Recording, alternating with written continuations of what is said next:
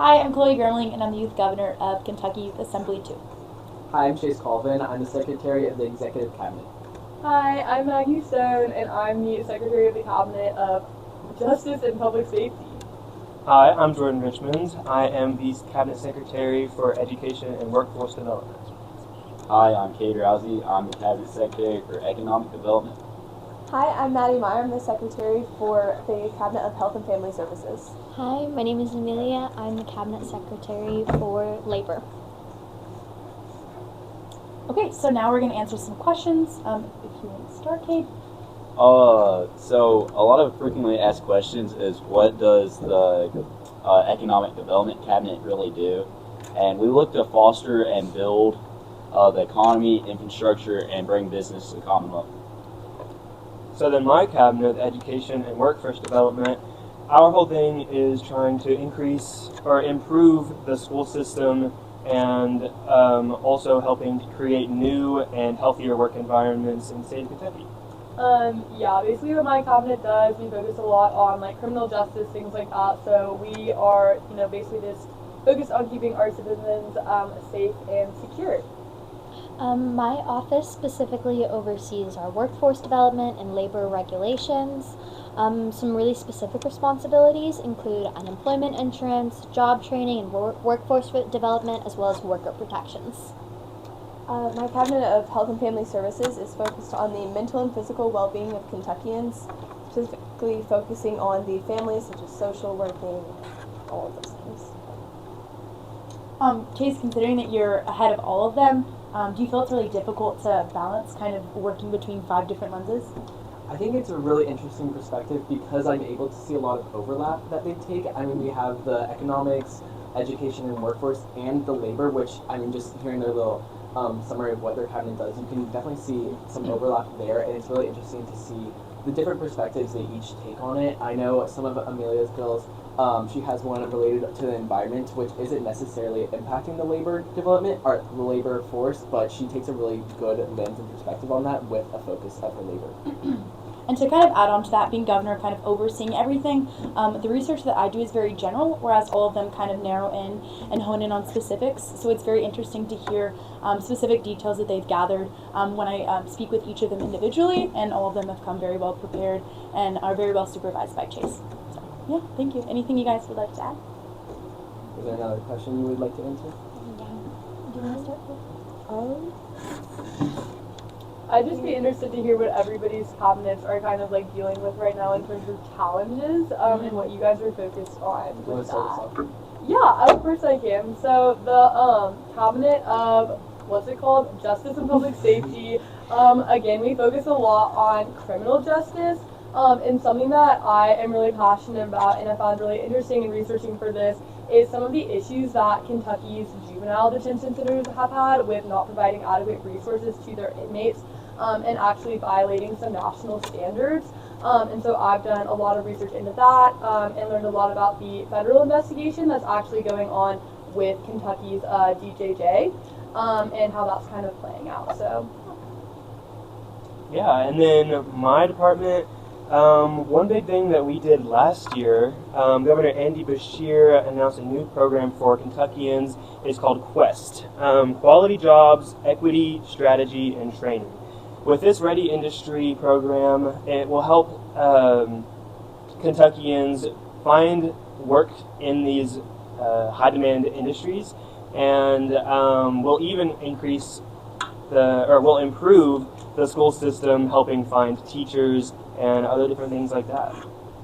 Yeah, I'll go next. So here in economic development, we've been rising. We've been doing a lot of things. But we have faced some challenges. Some of the challenges we've faced is we don't have a lot of existing infrastructure in Kentucky, and we're trying to build off that. Another thing is we just have low workforce participation coming out of the pandemic. A lot of people got to stay at home during that, and they're continuing to stay at home instead of continuing into the workforce, which it's hard to build infrastructure around that. And then we just, a lot of like high special degrees can't find work here in Kentucky.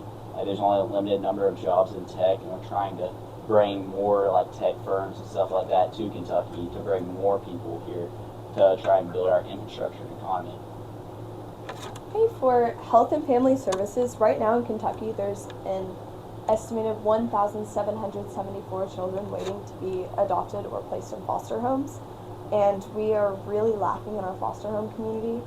Very low rates in the amount of foster homes versus the amount of kids needing foster homes. Because even with cases of adoption, you can be in foster homes up until the adoption is finalized. So a large thing my cabinet oversees is unemployment insurance, and something that we're struggling with and that we need to focus on is a modernization of the unemployment insurance system. So our current platform has struggled, particularly during surges like during COVID. And we're working with vendors to build more resilient systems, but we've also faced a lot of budget cuts as well as labor cuts and shortages for our department, so ensuring that we are able to continue our work despite these things is of the utmost importance. Yeah, I was wondering just, and like maybe a few words or a sentence stressing why it's so important for Kentuckians to know about your specific cabinet and like the important work that you guys do. Yeah, I'll start. So I think the infrastructure and economy is very important for every American, every Kentuckian, every citizen anywhere in the country, anywhere in the world, because that's what you rely on every single day.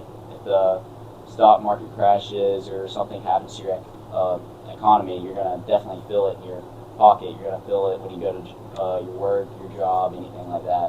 So I think economic development is a very important thing here in Kentucky. And then focusing on the education part of my cabinet, Kentucky has a massive teacher shortage at the moment, and this not only, it affects every part of our lives. It affects the knowledge of our past, it affects our present, and it primarily affects our future. Children are our future, and it's very important that everybody is advocating for teachers and advocating for improving the workforce so that we can do everything that we need to and offer opportunities that every Kentuckian deserves. Sorry. You can go. I think for me, personally, I feel like kind of like our prison system and like, you know, prison industrial complex and things like that, like that's kind of one of almost like the last frontiers in terms of like progressive legislation, I think. For like so long and like historically, just people in prison have been horrifically mistreated, and just like I feel like they're often kind of like the most left behind people in our society, especially in our state, despite making up, you know, a large percentage of our population like has been in prison or is formally incarcerated. And I just think it's really important that people know that even though incarcerated individuals may have committed crimes and they may have been involved in this, that doesn't mean that they lose their humanity, and that doesn't mean that they lose their human rights. And I think that it's very important that we are advocating for these people and that people are aware of how they're being treated, because even though they're incarcerated, they're also our fellow Kentuckians. So, yeah. So bouncing off of what Jordan said, children are the future of America, and the place that starts is in the home and in the families. And with the lack of homes for children in Kentucky, every child deserves to grow up with like a loving environment and in a home that with people that care about them. And the main focus of like, you know, focusing on the family and finding those children homes that they need is what the future of America. So we focus a lot on infrastructure and things like that, but there are also the things that we do one-on-one with people, such as our unemployment benefits, which I talked about previously. And I think it's important for people to know about this cabinet, because if you don't know about this resource, you can't benefit from it. And it's really important in times of crisis, but also in times of displacement from a lot of the natural disasters we've been facing, that people are able to obtain these resources because they rely on the money they get from their paychecks for their livelihood. And ensuring that all Kentuckians have access to this resource and have access to these programs ensures that they are able to continue living comfortably. I think something that I'd be interested in hearing a little bit more about from my fellow cabinet secretaries is kind of like Kentucky's unemployment situation. I feel like a couple of you guys are really like fixated on that in what you're working on, and I was just curious, like, why does Kentucky have like such an issue with like unemployment and like workforce development, and like how are we trying to combat that and fix that, and what do you guys want to see being done about that? So a big part of the workforce, as I've said before, is the teacher shortage. There are currently 2,400 vacancies in the state of Kentucky for teacher positions. And then this shortage is currently being combated with the KHEAA. They currently have a teacher scholarship program that is helping to improve the path to becoming a teacher. Teachers can get a lot of scholarship and financial aid from that resource, and it's a really great way to, I feel like here in economic development, it's just a lot of the rural areas. There's not as many jobs, and a lot of these people, if they're looking for a job, it's hard for them to, in about a 20-mile radius, to find a job. So I think that's a really big part of it is for some of these jobs, they get more money from a stipend staying at home than what they would if they went to go work that job. yeah, and with that scholarship I mentioned, it's primarily focusing on public schools. So anybody that's interested in that is a really great resource.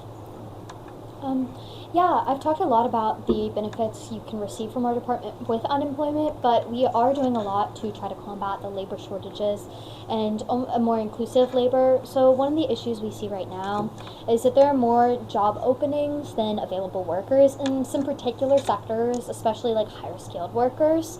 So for that, we want to focus on amplifying investments and apprenticeships, and have some more targeted recruitment programs.